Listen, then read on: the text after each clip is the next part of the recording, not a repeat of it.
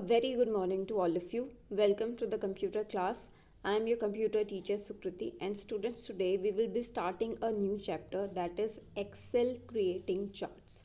So before going further, let's just revise some few key points that we have done in the previous two chapters. So when we talked about chapter number 3, that is Excel creating worksheets, so there in that chapter we talked about how we can work in Excel, how can we create worksheets. And after that, in the fourth chapter, we talked about how we can use different formula and function for performing different calculations in our Excel sheet. So today in this chapter we are going to study about how can we create charts from the given data in the worksheet. So in the chapter we are going to cover certain topics. So these are worksheet views, charts in Excel, types of charts, project, chart of students marks, creating a chart, changing the type of chart, inserting smart art, and finally we will be talking about inserting spark lines. So let's get started with this chapter. First of all, the topic that is given is worksheet. The Excel workbook contains sheet called worksheet. By default, the workbook contains one worksheet. You can also add additional worksheets. Each sheet has a name displayed on the sheet tab at the bottom of the workbook. So first of all, we'll talk about a very basic concept here, that is worksheet. तो students सबको पता है and we have already discussed this thing I think 3 or 4 times कि worksheet क्या होती है. तो worksheet क्या है? वर्कशीट वो एक प्लेस है या शीट है एक एक्सेल वर्कबुक की, जिसको हम बोल देते हैं वर्कशीट. और वर्कशीट बेसिकली वर्कशीट में क्या होता है, आपके पास रोज़ होती है और कॉलम्स होती हैं जिसमें हम अपने डेटा को इंसर्ट कर सकते हैं. ओके, सो बाय डिफ़ॉल्ट जो वर्कबुक होती है उसमें हमारे पास एक वर्कशीट होती है जिसमें हम अपना डेटा को एंटर कर सकते हैं.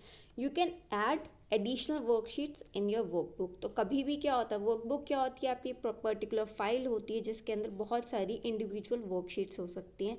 तो बाय डिफ़ॉल्ट हमारे पास एक वर्कशीट होती है, लेकिन अगर हमें सपोज़ कीजिए कि और भी वर्कशीट्स को ऐड करना है तो हम एडिशनल वर्कशीट्स को ऐड कर सकते हैं. Each sheet has a name displayed on a sheet tab at the bottom of the workbook. तो जो भी वर्कशीट होती है उसका जो भी पर्टिकुलर नेम होता है वो हमारी वर्कबुक के बॉटम में हमारे पास एक शीट टैब होता है, वहाँ पे उसका पर्टिकुलर नेम डिस्प्ले आपको होता है. ठीक है, so this was all about the worksheet. Now adding a worksheet. Worksheet is quite large, so all of you know कि हमारी जो वर्कशीट होती है वो बहुत बड़ी होती है. On a single worksheet, you can have as many as 16,384 columns and 10,48,576 rows.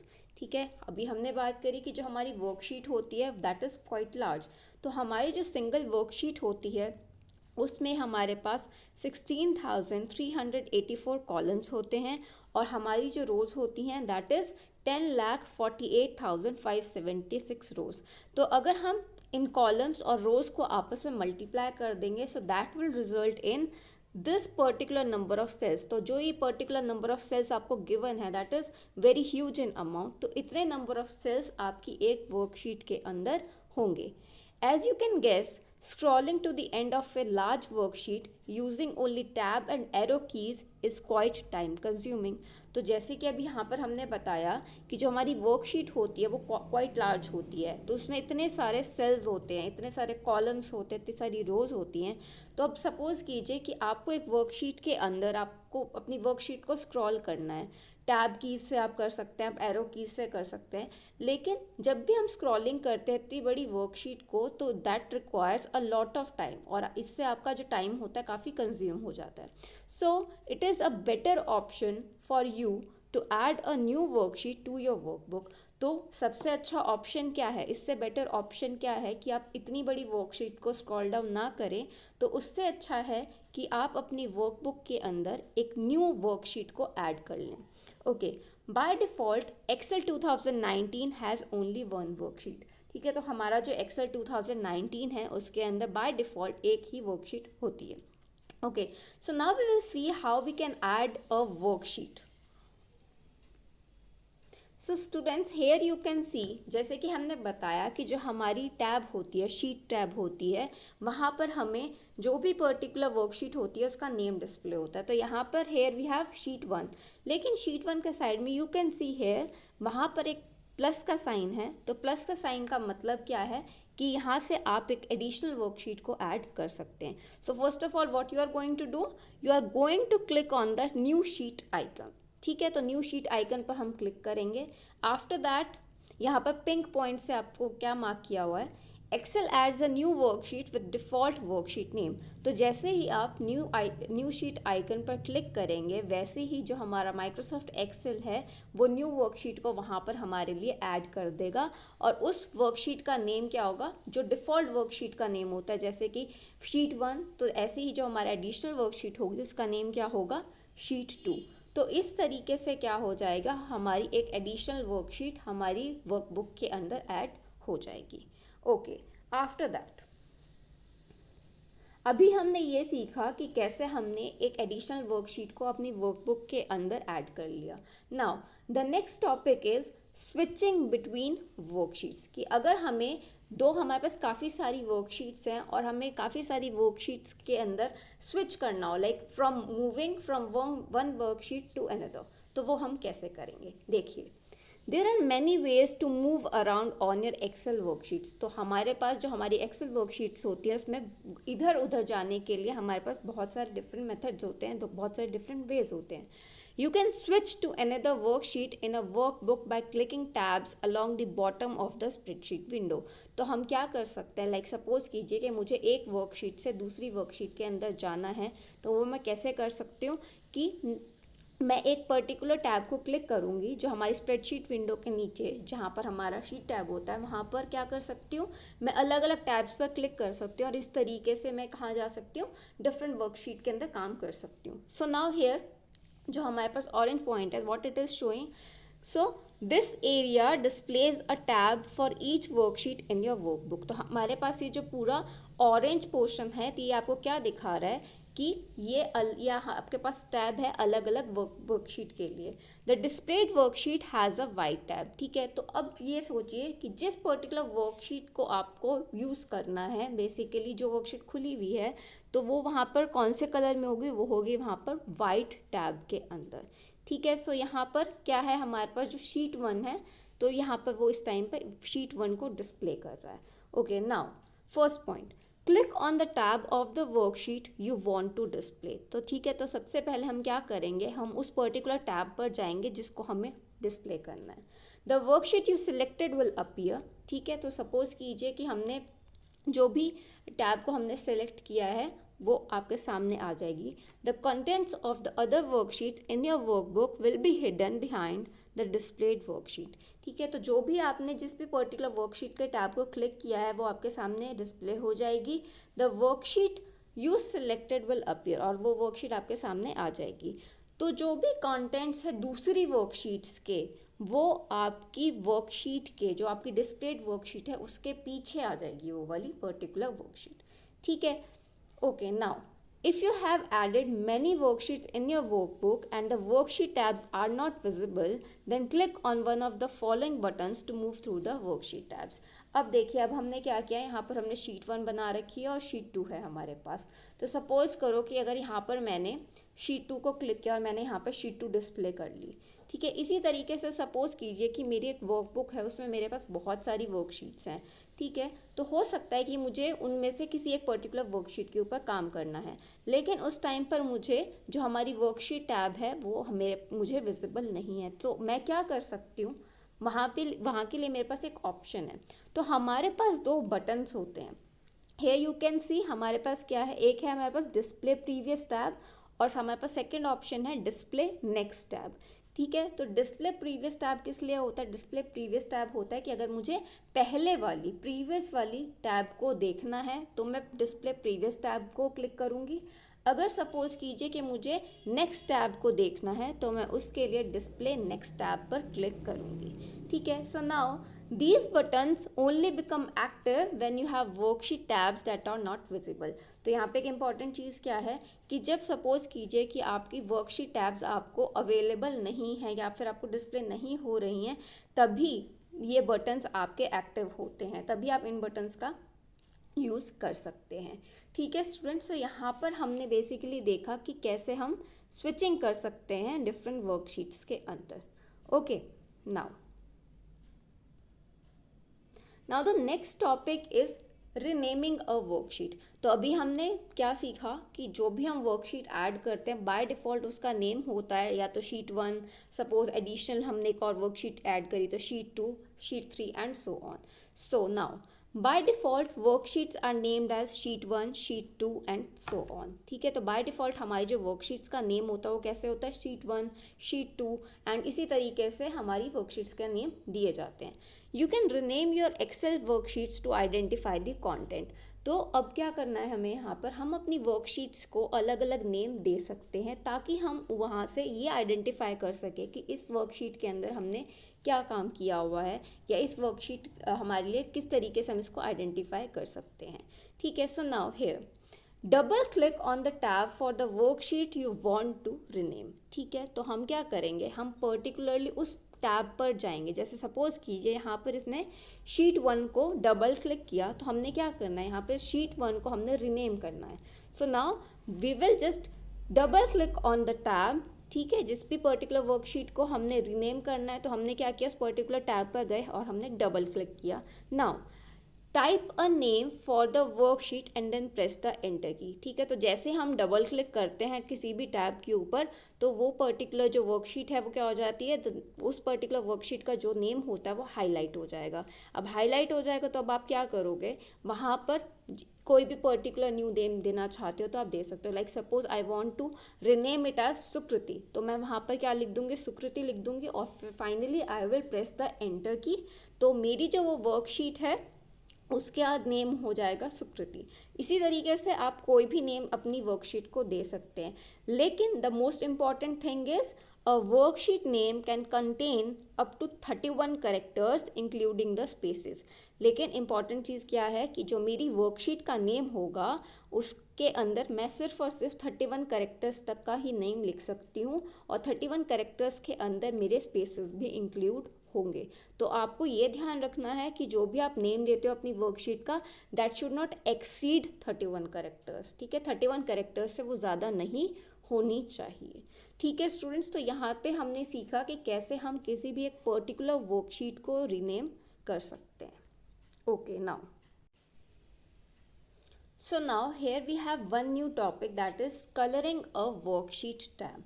So to distinguish one sheet from another you can add color to your worksheet tabs. तो यहाँ पर टॉपिक है कि अगर सपोज कीजिए कि हमें वर्कशीट टैब को कलर करना हो तो वो हम कैसे करेंगे। तो हम क्या करते हैं, हम किसी भी शीट को दूसरी शीट से डिस्टिंग्विश कर सकते हैं उसके अंदर कलर ऐड करके। मतलब हम उस वर्कशीट टैब के अंदर कलर ऐड कर देते हैं और उससे हम किसी भी वर्कशीट को डिस्टिंग्विश कर सकते हैं दूसरी वर्कशीट से। Now the colour you add to a tab appears in the background behind the worksheet tab name. ठीक है, तो क्या होता है, हमारा जो भी कलर होता है, अगर सपोज कीजिए कि किसी भी टैब को हम कलर ऐड करते हैं तो उस कलर के उस टैब के अंदर जो कलर होता है उसके बैकग्राउंड में आ जाता है। बैकग्राउंड का मतलब कि जो भी लिखा हुआ है, जो भी आपका टैब का नेम है, that will remain as it is, लेकिन जो उसका बैकग्राउंड कलर है उस टैब का वो आपका चेंज हो जाएगा। Okay, by default all worksheet tabs are white but you can assign another colour to any worksheet tab. तो हमारे पास बाय डिफ़ॉल्ट मतलब पहले से ही जो भी वर्कशीट टैब्स होती हैं उनका कलर होता है वाइट, लेकिन हम कोई भी कलर अपनी वर्कशीट टैब को असाइन कर सकते हैं, मतलब हम उसको कोई भी कलर प्रोवाइड कर सकते हैं। So let's see how can we add a colour to a particular worksheet tab. So here we have first is, अब हम यहाँ पर क्या करेंगे, we will firstly right click on the worksheet tab you want to format. तो suppose कीजिए कि यहाँ पर मेरे पास जो वर्कशीट टैब है, तो वर्कशीट टैब में मेरे पास यहाँ पर मार्क्स है उस पर्टिकुलर वर्कशीट का नेम। ठीक है, तो मैंने क्या किया, इस पर्टिकुलर मार्क्स वाले टैब को मैंने राइट क्लिक किया। आफ्टर दैट मेरे पास आ गया second option, that is click on tab colour. तो टैब कलर पर मैं सेलेक्ट करूँगी। जब जैसे ही मैं टैब कलर पर सेलेक्ट करूँगी, मेरे पास एक कलर पैलेट पॉपअप हो जाएगी, अपीयर हो जाएगी स्क्रीन के ऊपर। सो हेयर यू कैन सी कि हमारे पास यहाँ पे बहुत सारे कलर्स हैं। ठीक है, तो अब इसमें से हमें जो भी कलर अच्छा लगता है, फिर जो भी कलर हम अपनी वर्कशीट ऐप को देना चाहते हैं, हम उसे दे सकते हैं। So now here we will click on any particular color। ठीक है, तो हमने यहाँ पे कलर सेलेक्ट कर लिया। So now Excel assigns the colour to the tab. तो जैसे ही हमने कोई पर्टिकुलर कलर सेलेक्ट किया, वैसे ही हमारा माइक्रोसॉफ्ट एक्सेल ने उस पर्टिकुलर टैब को, जिसको हमने सेलेक्ट किया था, उसने उस कलर के अंदर उसका वो कलर प्रोवाइड कर दिया है। So to see the new tab colour, click another worksheet tab. ठीक है, तो अगर सपोज कीजिए कि आपको किसी और को करना है तो आप वैसे कर सकते हैं। To remove colour from a worksheet tab, repeat the steps 1 to 3, selecting no colour in step 3। Suppose करो कि आपको इस पर्टिकुलर वर्कशीट टैब को दोबारा से क्या करना है, वैसे ही लाइक वाइट ही कर देना है, फिर कोई कलर प्रोवाइड नहीं करना, तो आप क्या करोगे, आप दोबारा से इसको राइट क्लिक कर सकते हो, और वहाँ पे जब राइट क्लिक करोगे तो टैब कलर खुलेगा। तो वहाँ पर हमारे पास एक ऑप्शन आता है नो कलर का। तो नो कलर का मतलब है कि आप उसको कोई भी कलर प्रोवाइड नहीं करना चाहते, तो आपका वो जो पर्टिकुलर टैब है वो अगेन वैसे ही पहले जैसा हो जाएगा। ठीक है, सो इन दिस वे अब हमने सीखा कि कैसे हम यहाँ पर कलर्स प्रोवाइड कर सकते हैं अपनी वर्कशीट टैब को। Okay, now here we have deleting a worksheet, कि कैसे हम किसी वर्कशीट को डिलीट कर सकते हैं। You can delete a worksheet you know longer need in your workbook. तो हो सकता है, जैसे सपोज कीजिए कि मैंने एक वर्कबुक बनाई, उसमें मैंने 2-3 वर्कशीट्स को ऐड किया हुआ है। अब मुझे लगता है कि मुझे एक पर्टिकुलर वर्कशीट को की ज़रूरत नहीं है, I don't need that worksheet any more. तो मैं क्या कर सकती हूँ, मैं उस पर्टिकुलर वर्कशीट को डिलीट कर सकती हूँ। Now always check the sheet contents before deleting to avoid loss of important data. तो सबसे इम्पॉर्टेंट पॉइंट यहाँ पे ये है कि आपको सबसे पहले ये देख लेना चाहिए, अच्छे से वेरीफाई कर लेना चाहिए कि जो भी शीट आप डिलीट करना चाहते हो उसके अंदर वो ऐसे इंपॉर्टेंट कंटेंट्स तो नहीं है जिससे आपका डेटा कहीं का लॉस हो जाए, आपके डेटा का। Okay, so after you delete a worksheet it gets permanently remove from the workbook file. तो अगर सपोज कीजिए कि आप वर्कशीट को, किसी भी एक वर्कशीट को डिलीट कर देते हैं, तो वो वर्कशीट हमेशा के लिए परमानेंटली आपकी वर्कबुक फाइल से डिलीट हो जाती है। सो इट्स वेरी इंपॉर्टेंट कि आप एक बार चेक कर लें वो पर्टिकुलर वर्कशीट जिसको आप डिलीट करना चाहते हैं कि उसमें कोई भी आपका इम्पॉर्टेंट डेटा तो नहीं है। तो अब क्या करेंगे आप, you will just right click on the worksheet tab. ठीक है, तो आप क्या करोगे, वर्कशीट टैब को राइट क्लिक करोगे एंड क्लिक ऑन डिलीट। उसके बाद आप डिलीट का ऑप्शन आएगा, उसके ऊपर आप क्लिक कर देंगे। If there is no data in the worksheet, Excel deletes it immediately. अगर सपोज करो कि इस वर्कशीट के अंदर आपका कोई भी डेटा नहीं था, ठीक है, तो एक्सेल जो होगा, आपका जो माइक्रोसॉफ्ट एक्सेल है, उसको साथ साथ ही immediately like within seconds उसको डिलीट कर देगा। So if the worksheet contains any data, ठीक है, अगर सपोज करो कि आपकी वो वर्कशीट के अंदर कुछ भी डेटा है, तो Excel prompts you to confirm the deletion. तो एक्सेल आपसे पूछता है कि whether you actually want to delete this particular worksheet और नॉट। ठीक है, तो वो आपसे कंफर्मेशन मांगता है। So now click on delete. अब क्या करोगे, आप डिलीट पर क्लिक करोगे एंड फाइनली जो हमारा एक्सेल है वो उस पर्टिकुलर वर्कशीट को डिलीट कर देगा। ठीक है students, so here what we studied कि हमने क्या पढ़ा कि कैसे हम किसी भी एक वर्कशीट को डिलीट कर सकते हैं। ठीक है, so now let's move to another topic.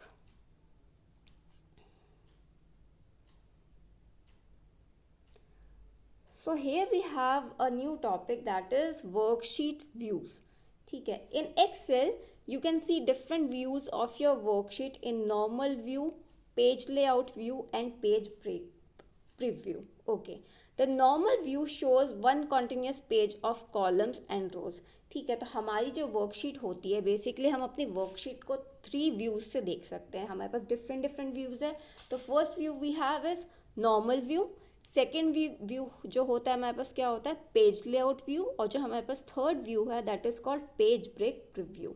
Okay, जो हमारा नॉर्मल व्यू होता है वो बेसिकली आपके एक पेज को, पूरे कंटिन्यूस पेज को दिखाता है जिसमें आपके पास बहुत सारी रोज होती हैं और कॉलम्स होती हैं।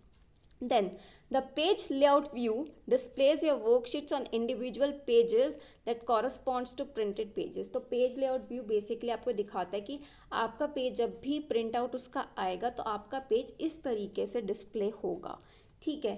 देन हमारे पास थर्ड जो आता है that is the page break view. It indicates page breaks with lines. तो बेसिकली आपका जो भी पेज होता है उसको पेज ब्रेक को लाइन के साथ दिखाता है और आप अपनी लाइंस को किसी भी तरीके से मॉडिफाई कर सकते हैं, ठीक है।